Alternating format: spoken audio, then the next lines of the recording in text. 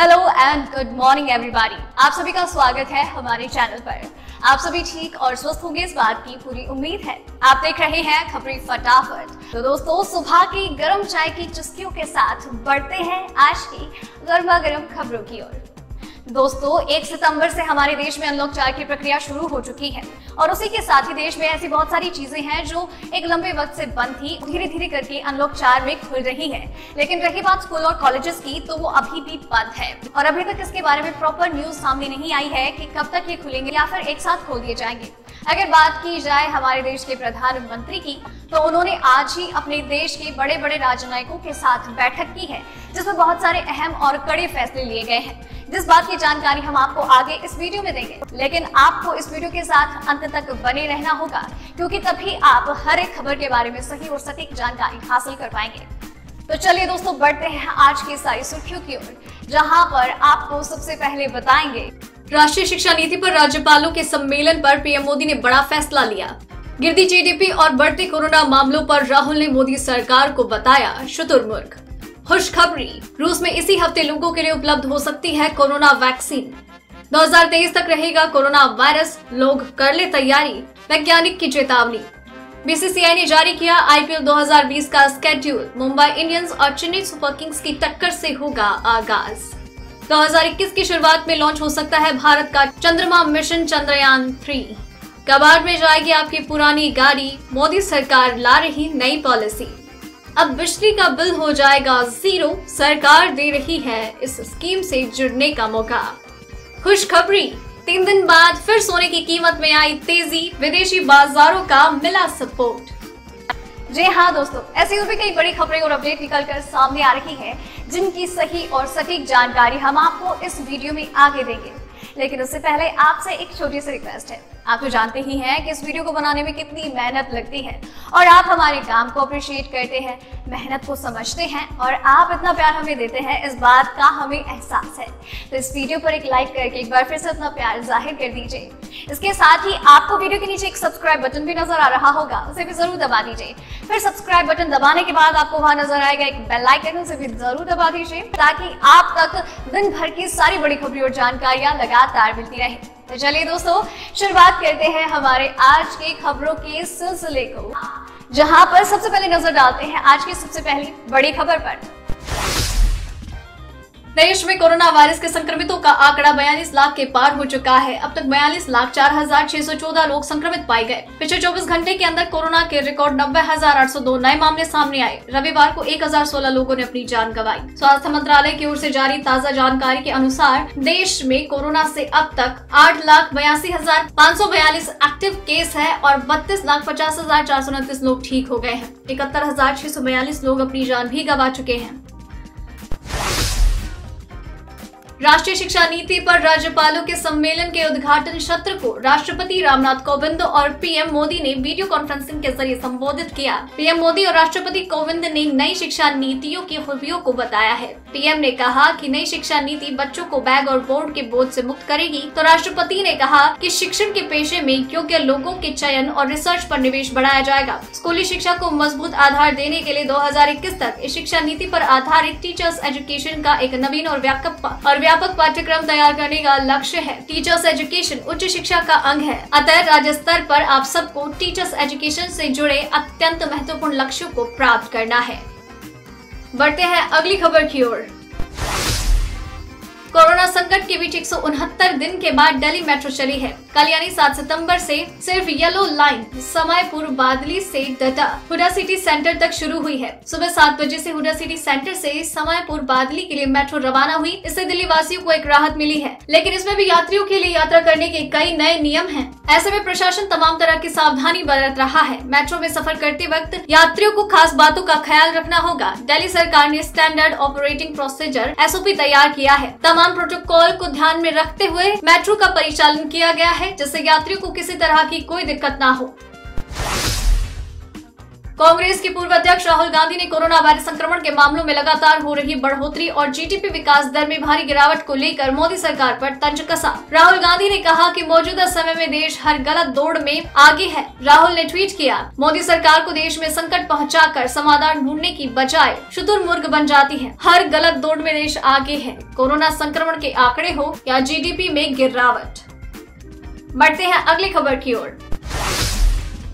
कश्मीर संभाग के कुपवाड़ा जिले में सुरक्षा बलों ने आतंकियों की घिनौनी साजिश को नाकाम किया है। आरमपोरा में सोपोर कुपवाड़ा पुल के नीचे आतंकियों ने विस्फोटक सामग्री लगा रखी थी। संदेह होते ही सीआरपीएफ और सेना की रोड ओपनिंग पार्टी ने उसकी जांच की। इसके साथ ही बाद में बम निरोधक दस्ते को जानकारी दी। संदेह होते ही सीआरपीएफ और सेना की रोड ओपनिंग पार्टी ने उसकी जांच की। इसके साथ ही बाद में बम निरोधक दस्ते को जानकारी दी। मौके पर पहुंची टीम ने बरामद विस्फोटक को निष्क्रिय किया। एसएसपी कुपवाड़ा ने बताया कि सोपोर कुपवाड़ा रोड मार्ग पर एक स्थान पर आईईडी प्लांट की गई, जिसे बम निरोधक दस्ते की मदद से निष्क्रिय कर दिया गया।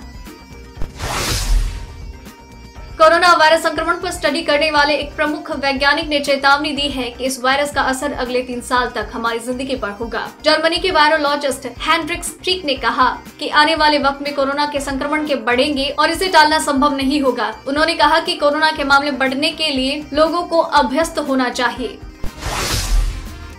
जर्मनी के प्रमुख वायरोलॉजिस्ट और institute of virology and HIV research के डायरेक्टर हेनरिक स्ट्रिक ने कहा कि वैक्सीन की कोई गारंटी नहीं है और लोगों को अपनी जिंदगी में बदलाव लाने के लिए तैयारी करनी चाहिए। स्ट्रिक ने कहा वो मानते हैं कि 2023 तक वायरस से हमारी लड़ाई जारी रहेगी। कोरोना की कहर के बीच रूस के राष्ट्रपति व्लादिमीर पुतिन ने अचानक 11 अगस्त को ऐलान किया था कि रूस ने कोरोना पर वैक्सीन बना ली। इसके बाद पूरी दुनिया के एक्सपर्ट्स अचरज में पड़ गए। इसी बीच रूस ने फिर से खुशखबरी देते हुए बताया कि इसी हफ्ते ये वैक्सीन आम लोगों के लिए उपलब्ध होगी। दरअसल रूस के एक शीर्ष अधिकारी ने कहा है कि इस हफ्ते से corona virus vaccine Sputnik V को आम नागरिकों के लिए जारी कर दिया जाएगा। इस वैक्सीन को रूसी राष्ट्रपति व्लादिमीर पुतिन ने 11 अगस्त को लॉन्च किया था। रूसी एजेंसी टास ने रशियन अकेडमी ऑफ साइंसेज के डिप्टी डायरेक्टर डेनिस लोगुनोव के हवाले से कहा है कि स्पुतनिक वी वैक्सीन को रूस के स्वास्थ्य मंत्रालय की अनुमति के बाद व्यापक उपयोग के लिए जारी कर दिया जाएगा।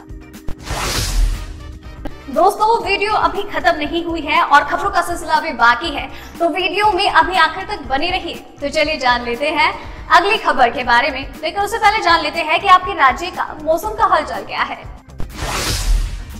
देश के कई हिस्सों में रुक रुक कर बारिश हो रही है। वहीं रविवार को मौसम विभाग ने एक बार फिर से बुलेटिन जारी कर भारी बारिश का अनुमान जताया है। IMD द्वारा जारी बुलेटिन के अनुसार अगले 2 घंटे में हरियाणा के महम, गोहाना, जींद, पानीपत, सोनीपत, साथ ही राजस्थान के चूरू और सादुलपुर में भी बारिश हो सकती है। उत्तर प्रदेश के शामली, बड़ौद और बदायूं में हल्की हवा और गरज के साथ धीमी बारिश हो सकती है। देश की राजधानी दिल्ली में भी अगले 2 घंटे के दौरान कई स्थानों पर बारिश का अनुमान है। केरल के महाले, उप हिमालयन, WB, सिक्किम, असम और मेघालय के अलग अलग स्थानों पर बारिश हो सकती है। इसके साथ ही उत्तराखंड, अरुणाचल प्रदेश, महाराष्ट्र, कर्नाटक, तमिलनाडु, पुडुचेरी और लक्षद्वीप के अलग अलग स्थानों पर भारी बारिश का अनुमान है।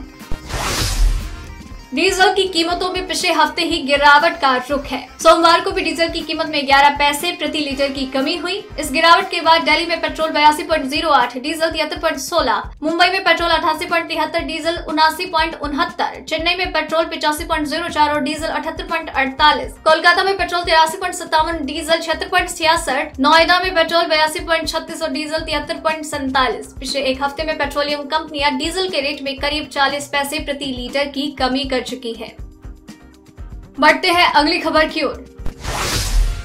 इसरो लगातार अंतरिक्ष में नए नए कीर्तिमान स्थापित कर रहा है। इसी कड़ी में एक और उपलब्धि जुड़ने को तैयार है। इसरो 2021 की शुरुआत में चंद्रयान 3 को लॉन्च कर सकता है। केंद्रीय मंत्री जितेंद्र सिंह ने रविवार को जानकारी दी। हालांकि चंद्रयान 2 के विपरीत इसमें ऑर्बिटर नहीं होगा, लेकिन इसमें एक लैंडर और एक रोवर होगा। पिछले साल सितंबर में चंद्रयान 2 की चंद्रमा की सतह पर हार्ड लैंडिंग के बाद भारतीय अंतरिक्ष अनुसंधान ने इस साल के अंतिम महीनों के लिए एक अन्य अभियान की योजना बनाई। हालांकि कोरोना वायरस महामारी और लॉकडाउन ने इसरो की कई परियोजनाओं को प्रभावित किया और चंद्रयान 3 जैसे अभियानों में देरी हुई। आईपीएल के 13वें सीजन का आगाज 19 सितंबर को मौजूदा चैंपियन मुंबई इंडियंस और उप विजेता चेन्नई सुपर किंग्स के बीच में टक्कर होने जा रही है। बीसीसीआई ने रविवार को आईपीएल का स्केड्यूल जारी किया, जिससे लीग के समय पर शुरू नहीं होने वाले कयासों का भी अंत हो गया। स्केड्यूल के अनुसार दुबई में सबसे ज्यादा 24 मैचों का आयोजन होना है, जबकि अबू धाबी में 20 और शारजाह में 12 मैच खेले जाएंगे। बीसीसीआई ने अभी नहीं बताया है कि प्लेऑफ और फाइनल मैच का आयोजन किस मैदान पर होगा। बढ़ते हैं अगली खबर की ओर। बॉलीवुड एक्टर अर्जुन कपूर ने हाल ही में कोरोना वायरस से संक्रमित होने की सूचना दी। अब उनके बाद उनकी गर्लफ्रेंड मलाइका भी कोरोना पॉजिटिव पाई गई है। मलाइका और अर्जुन दोनों में ही कोरोना के लक्षण नहीं पाए गए हैं, लेकिन दोनों कोरोना पॉजिटिव है। इसकी पुष्टि खुद उनकी बहन ने की है। वहीं बॉलीवुड एक्ट्रेस कंगना रनौत को वाई श्रेणी की सुरक्षा मिली है। सूत्रों के अनुसार गृह मंत्रालय ने कंगना को वाई श्रेणी की सुरक्षा दी। दरअसल कंगना और शिवसेना नेता संजय राउत के बीच जुबानी जंग तेज हो गई थी। संजय राउत ने कंगना को मुंबई न आने की नसीहत दी। इस पर कंगना ने मुंबई आने का चैलेंज दिया था। अगर आपकी गाड़ी पुरानी हो गई है तो उसे कबाड़ में भेज दीजिएगा। इसके लिए केंद्र सरकार जल्द ही एक नीति लेकर आ रही है। आपको बता दें कि लंबे समय से इस नीति की बात हो रही थी। हालांकि अब केंद्रीय मंत्री प्रकाश जावड़ेकर ने कहा है कि ये नीति जल्द ही लागू होगी। प्रकाश जावड़ेकर ने ये भी बताया कि वाहनों की कबाड़ नीति का प्रस्ताव तैयार हो चुका है और सभी संबंधित पक्षों ने इस पर राय दे दी है। इससे पहले केंद्रीय मंत्री नितिन गडकरी ने बताया था कि सरकार पुराने वाहनों को कबाड़ में बदलने की नीति लाने के लिए तैयार है। इसके तहत बंदरगाहों के पास रिसाइकलिंग केंद्र बनाए जा सकते हैं। बढ़ते हैं अब अगली खबर की ओर। अमेरिकी डॉलर में गिरावट के साथ सोमवार को सोने की कीमतों में बढ़ोतरी हुई। पिछले हफ्ते के अंत में अमेरिका में कमजोर आर्थिक आंकड़ों के साथ कोविड-19 मंदी से वैश्विक आर्थिक सुधार पर आशंका बढ़ गई थी, जिससे सोने में मजबूती आई। विदेशी बाजार में सोना 0.2% के साथ 1935.53 डॉलर प्रति औंस पहुंच गया है। घरेलू बाजार की बात की जाए तो आज सुबह घरेलू वायदा बाजार यानी कि MCX पर सोना चांदी के कारोबार की शुरुआत भी तेजी के साथ हुई। MCX पर सोना 107 रुपए यानी कि 0.21% बढ़त के साथ 50,785 रुपए के भाव पर खुला। वहीं चांदी भी 872 रुपए बढ़ाकर 68,138 रुपए के भाव पर खुली। रुक करते हैं अब अगली खबर का।